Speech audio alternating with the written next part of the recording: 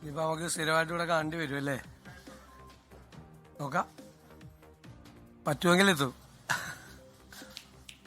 നിങ്ങളോട് പറയല്ലേ പറയണ്ട ആദ്യം. ഞാൻ എപ്പോഴും പറയാറില്ലേ, എന്ത് രഹസ്യം ഉണ്ടെങ്കിലും ആദ്യം നിങ്ങളോടെ പറയുള്ളൂ.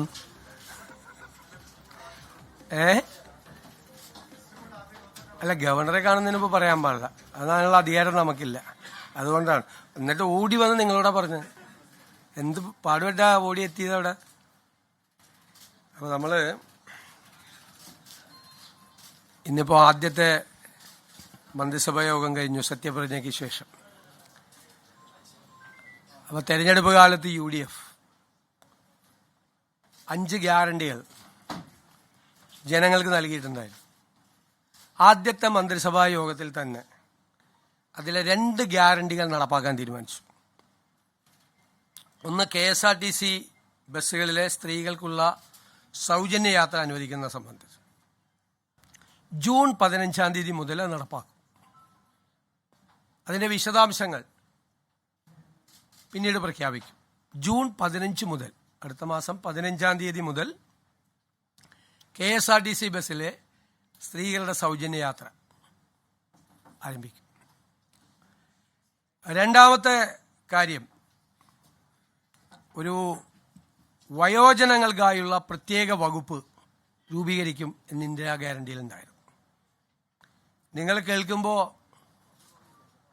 അത് തീരുമാനമെടുത്തിട്ടുണ്ട്. വയോജനങ്ങൾക്കായി പ്രത്യേക വകുപ്പ് രൂപീകരിക്കാൻ പോവുക. ഞാൻ വളരെ അഭിമാനത്തോടെ പറയുന്നു, എൻ്റെ അറിവിൽ നമ്മുടെ രാജ്യത്ത് ആദ്യമായിട്ടാണ് ഒരു സംസ്ഥാനത്ത് വയോജനങ്ങൾക്ക് വേണ്ടി പ്രത്യേകമായ വകുപ്പ് രൂപീകരിക്കുന്നത്. ഞങ്ങൾ ആ വകുപ്പ് രൂപീകരിച്ചതിന് ശേഷം ഇത് ഏറ്റവും ഭംഗിയായി നടപ്പാക്കിയ രാജ്യം ജപ്പാനാണ്. ഏറ്റവും ഭംഗിയായി വയോജനങ്ങളുടെ ഒരു ജീവിതം തന്നെ മാറ്റിമറിച്ച വിപ്ലവകരമായ ഒരു നടപടിയാണ് ജപ്പാനിലെ ഗവൺമെൻറ്റുകൾ സ്വീകരിച്ചത്. നമുക്കിപ്പോൾ എല്ലാം ചെയ്യാനുള്ള പരിമിതികൾ നമുക്കുണ്ട്, എങ്കിലും ആ മോഡൽ കൂടി പരിശോധിക്കും. അതിനുള്ള ഒരു നല്ല സ്റ്റഡി അടുത്ത 1-2 മാസത്തിനുള്ളിൽ പൂർത്തിയാക്കി കേരളത്തിലെ വയോജനങ്ങളെ, ഞാൻ കരുതുന്നത് ഒരു സമൂഹം പരിഷ്കൃതമാണോ അല്ലയോ എന്ന് പരിശോധിക്കാനുള്ള ഒരു അളവുകോൽ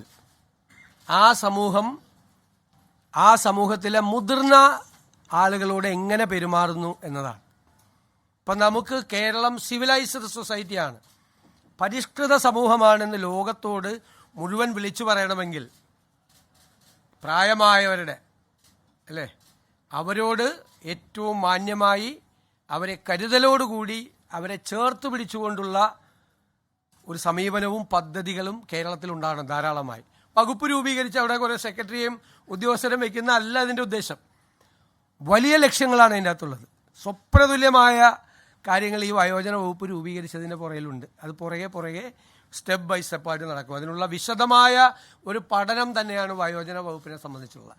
നമുക്ക് കേരളത്തിന് വലിയ താമസമില്ലാതെ ലോകത്തോട് മുഴുവൻ ഉറക്കെ വിളിച്ചു പറയാൻ പറ്റണം, ഞങ്ങളാണ് സിവിലൈസ് സൊസൈറ്റി, ഞങ്ങളുടെ പ്രായമായവരെ എങ്ങനെയാണ് നോക്കുന്നത് എന്ന് പറയണം.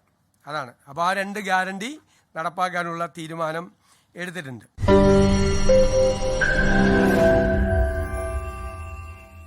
ലോകത്തെവിടെയായാലും ഏത് സമയത്തും 24 വാർത്തകളും ഓഗ്മെന്റഡ് റിയാലിറ്റി പാക്കേജുകളും എക്സ്പ്ലെയിനറുകളും വിശദമായി കാണാൻ ഞങ്ങളുടെ യൂട്യൂബ് ചാനൽ നിങ്ങൾക്ക് സബ്സ്ക്രൈബ് ചെയ്യാം.